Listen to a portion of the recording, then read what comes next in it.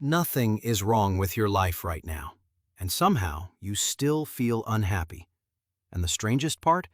Some quiet part of you may be choosing it.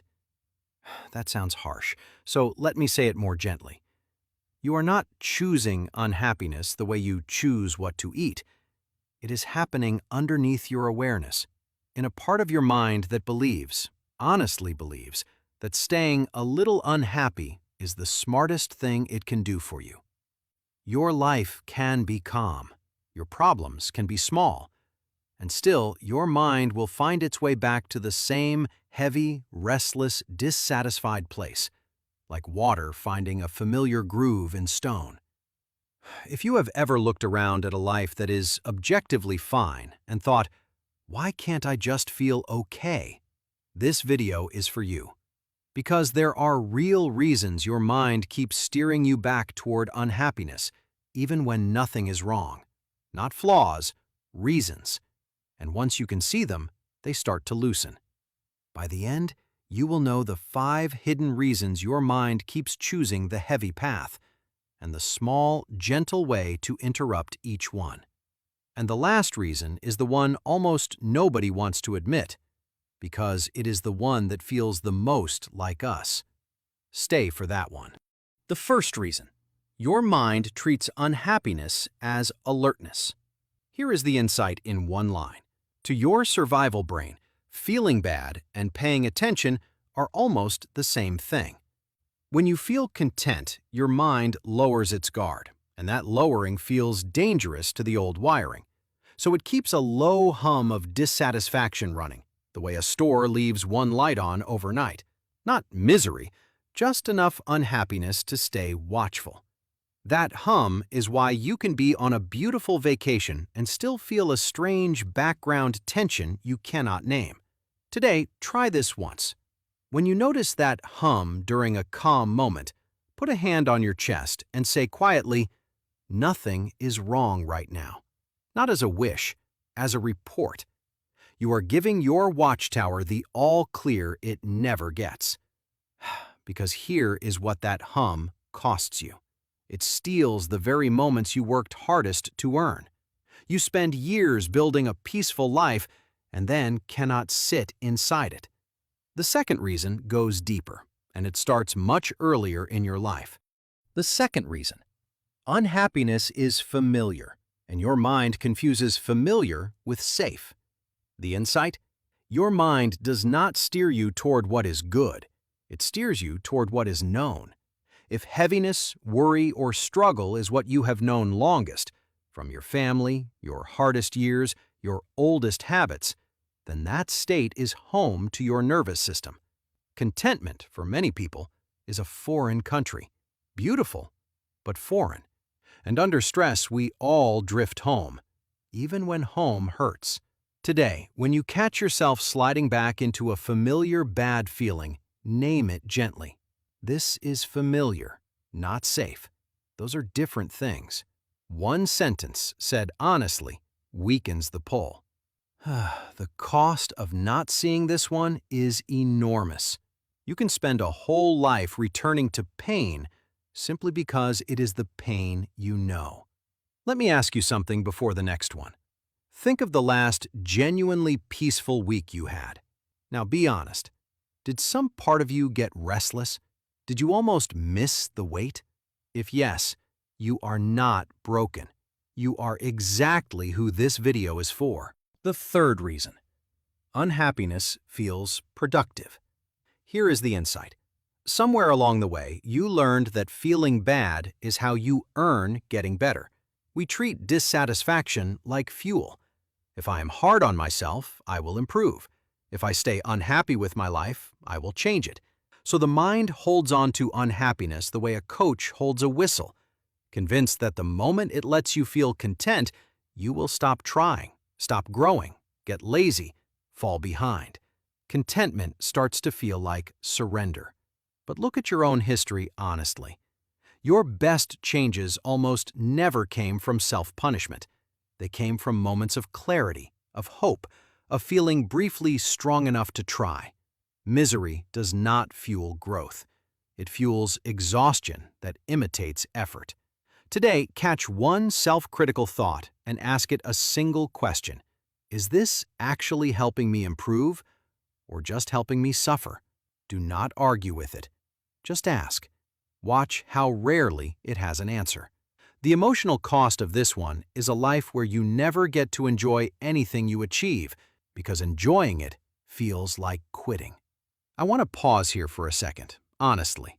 Everything in this video, these quiet patterns that run us without permission, this is exactly what I spent years researching and writing about. I put 70 of them into my book, Hidden Habits. Each chapter is one hidden pattern, the real science under it, and one small practice to gently undo it. If this video feels like it is describing you, the book will feel like someone finally explaining your own mind back to you, with warmth, not judgment. It is linked in the description if you ever want it.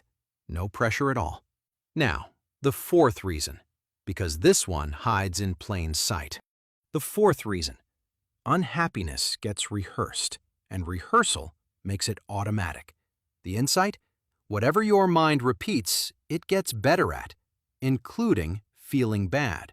Every time you replay the argument, reread the hurtful message, retell the story of how you were wronged, you are not processing, you are practicing.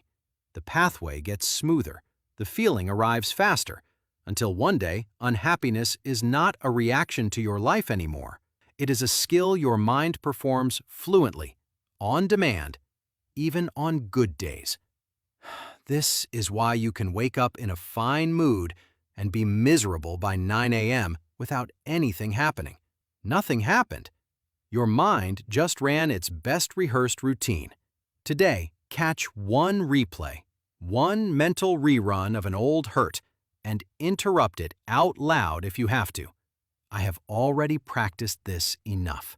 Then give your attention one real thing in front of you. The mug, the window, the sound of the room. You are not suppressing the memory. You are declining the rehearsal. The cost of skipping this one? Your mind keeps mistaking repetition for resolution, and you stay hurt by things that ended years ago.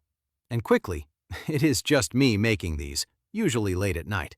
If these videos help you, there is a Buy Me a Coffee link below, and one coffee genuinely keeps the next video getting made. And if you cannot, staying to the end helps just as much, truly. Now, everything I have shared so far lives in your wiring and your habits, but this last reason lives somewhere more tender. It lives in who you think you are. This is the one almost nobody wants to admit. The fifth reason. Unhappiness has become part of your identity, and losing it feels like losing yourself. Stay with me here, because this is the deepest one.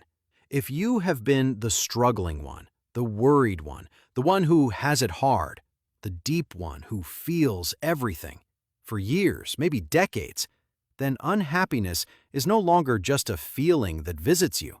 It is woven into your answer to the question, who am I?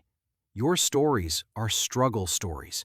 Your bond with certain people is built on shared complaint. Your sense of depth, of seriousness, of realness, it leans on the heaviness. And so, when happiness gets close, something in you flinches.